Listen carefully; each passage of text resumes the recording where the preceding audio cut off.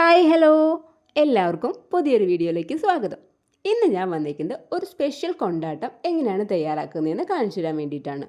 ഈ കൊണ്ടാട്ടം നിങ്ങൾ വീട്ടിൽ തയ്യാറാക്കി നോക്കിയിട്ടുള്ളവരാണെന്നുണ്ടെങ്കിൽ ഒന്ന് കമൻറ്റ് ചെയ്യണേ. കായയുടെ തൊലി വെച്ചിട്ടാണ് നമ്മളിത് ചെയ്യുന്നത്. നമ്മൾ ഓണത്തിൻ്റെ സമയത്തോ അല്ലെങ്കിൽ നമ്മൾ കായ ഉപ്പേരിയൊക്കെ വറുക്കുന്ന സമയത്ത് നമുക്കിതിൻ്റെ തൊലി ഒരുപാട് വേസ്റ്റായിട്ട് കിട്ടും. കുറച്ച് കായത്തൊലിയൊക്കെ നമ്മൾ പയറൊക്കെ ഇട്ടിട്ട് തോരനൊക്കെ വെച്ച് കഴിക്കാറുണ്ട്. പക്ഷെ അതിനൊക്കെ നമുക്കൊരു ലിമിറ്റ് ഉണ്ട്. 1-2 ദിവസമൊക്കെ കഴിക്കാമെന്നല്ലാതെ നമുക്ക് ഒരുപാട് കാലം അത് സ്റ്റോർ ചെയ്യാനോ അങ്ങനെ കഴിക്കാനൊന്നും പറ്റില്ല.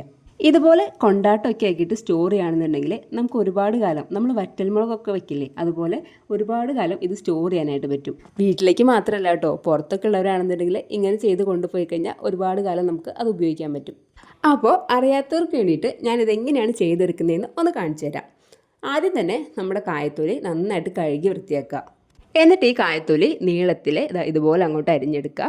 ഏകദേശം ഒരേ കനത്തിൽ വരുന്നത് പോലെ തന്നെ അരിഞ്ഞെടുക്കണം.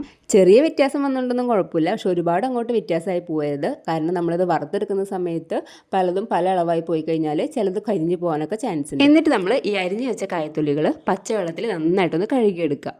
അതിനുശേഷം ഇവിടെ ചൂടാറിയിട്ടുള്ള കഞ്ഞിവെള്ളം എടുത്ത് വെച്ചിട്ടുണ്ട്. ഇനി നമുക്ക് ഈ കഴുകി വാരി വെച്ച കായത്തൊലികൾ കഞ്ഞിവെള്ളത്തിലേക്ക് ഇട്ട് കൊടുക്കാം. ഒരു 15 മിനിറ്റോളം ഈ കഞ്ഞിവെള്ളത്തിൽ ഇത് നന്നായിട്ട് മുക്കി വെച്ച് കഴിഞ്ഞാൽ ഈ കായത്തൊലിയത്തെ കറിയൊക്കെ ഈ കഞ്ഞിവെള്ളത്തിലേക്ക് ഇളകിപ്പോയിക്കോളും. നമ്മൾ കേരളത്തിൽ പൊതുവെ ഇതിനെ കൊണ്ടാട്ടം എന്നാണ് ഞാൻ പറഞ്ഞു കേട്ടിട്ടുള്ളത്. തമിഴ്നാട്ടിലൊക്കെ ആണെന്നുണ്ടെങ്കിൽ വറ്റൽ, വടുക്, അങ്ങനെ പല പേരുകളിലും ഇതറിയപ്പെടുന്നുണ്ട്. അരിഞ്ഞു വെച്ച എല്ലാ കായത്തൊലിയും നമ്മൾ കഞ്ഞിവെള്ളത്തിലേക്ക് ഇട്ട് കൊടുത്തിട്ടുണ്ട്. ഇനി ഇതെല്ലാതും നന്നായിട്ട് ഈ കഞ്ഞിവെള്ളത്തിലൊന്ന് മുങ്ങിക്കിടക്കുന്ന പോലെ നന്നായിട്ടൊന്ന് മിക്സ് ചെയ്ത് കൊടുക്കാം.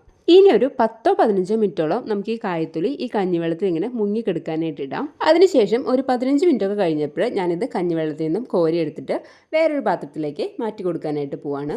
ഇതിങ്ങനെ മൊത്തമായിട്ട് കോരിയെടുത്ത് കഴിയുമ്പോൾ നമ്മുടെ ഈ കഞ്ഞിവെള്ളത്തിൻ്റെ ലാസ്റ്റ് വരുന്ന കളർ കാണുമ്പോൾ നമുക്ക് മനസ്സിലാവും നമ്മൾ ഇട്ട് വെക്കുമ്പോൾ ഉണ്ടായിരുന്ന കളറും ഇപ്പോൾ കായത്തൊലിയുടെ കറിയൊക്കെ വന്നിട്ടുള്ള കളറും തമ്മിലുള്ള ഒരു ഡിഫറൻസ്.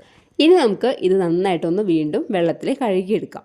അതിനുശേഷം നമുക്കിതൊന്ന് വേവിച്ചെടുക്കണം. അപ്പോൾ അതിന് മുമ്പായിട്ട് നമുക്കിതിലേക്ക് ആവശ്യത്തിന് ഉപ്പ് ചേർത്ത് കൊടുക്കാം.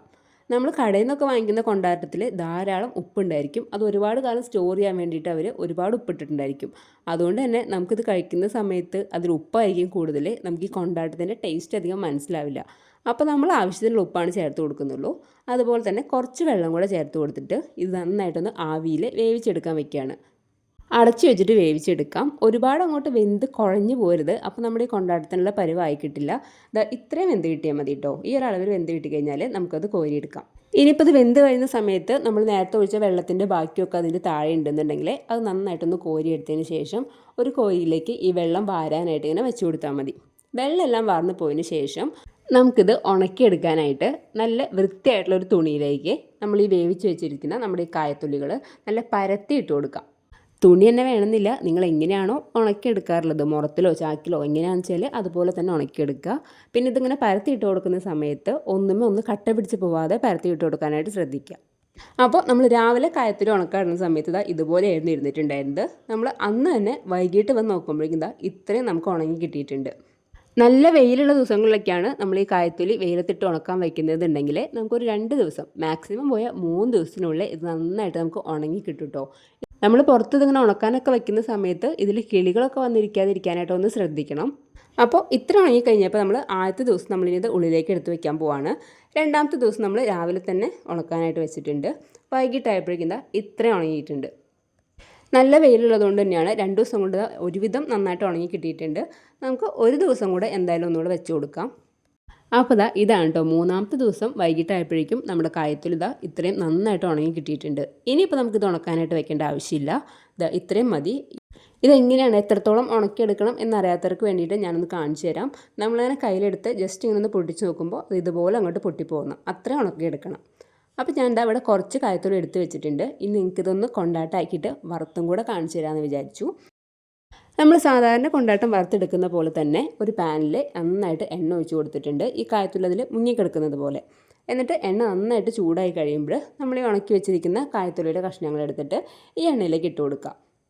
ഇതാണെന്നുണ്ടെങ്കിൽ ഒരുപാട് സമയം നമ്മൾ എണ്ണയിലിട്ട് അങ്ങനെ ചെയ്യേണ്ട ആവശ്യമൊന്നുമില്ല. നമ്മൾ മുളകൊക്കെ ചെയ്യില്ലേ, അതുപോലെ ജസ്റ്റ് ഒന്ന് കളർ മാറി വരുന്ന സമയത്ത് തന്നെ നമുക്കിത് കോരിയെടുക്കാം. ഒരുപാട് സമയം ഇട്ട് കഴിഞ്ഞാൽ ഇത് കരിഞ്ഞു പോകും. പിന്നെ നമുക്ക് കരിഞ്ഞ ടേസ്റ്റ് ആയിരിക്കും. അപ്പോൾ ഞാനിത് എണ്ണയിൽ നിന്നും കോരി മാറ്റിയിട്ട് ഒരു പാത്രത്തിലേക്ക് ഇട്ട് കൊടുത്തിട്ടുണ്ട് കേട്ടോ.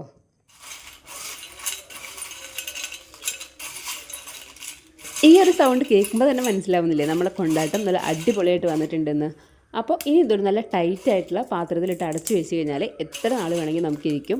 അല്ല ഇനി വറുക്കാതെ കുറേ കാലം സൂക്ഷിക്കാനാണെന്നുണ്ടെങ്കിൽ നല്ല എയർ ടൈറ്റ് ആക്കിയിട്ട് അടച്ചു വെച്ചാലും മതി.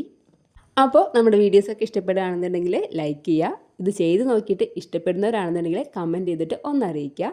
അതുപോലെ തന്നെ ചാനൽ സബ്സ്ക്രൈബ് ചെയ്യാത്തവരാണെന്നുണ്ടെങ്കിൽ സബ്സ്ക്രൈബ് ചെയ്ത് ഒന്ന് സപ്പോർട്ടും കൂടെ ചെയ്തേക്കണേ.